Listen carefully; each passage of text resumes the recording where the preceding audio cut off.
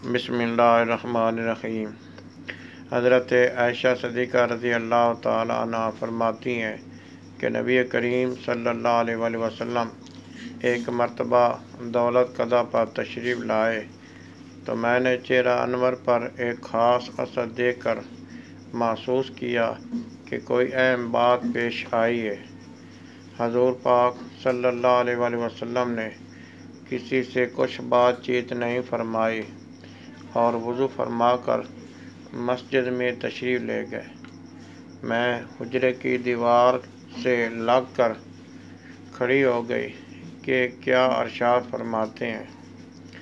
हज़ूर पाक सल्लल्लाहु अलैहि वसल्लम मिंबर पर तशरीफ़ फरमा हुए और हम्द के बाद इरशाद फरमाया, लोगों, अल्लाह ताला का इरशाद है कि अमर बिल मारूफ और नही अनिल मुनकर करते रहो।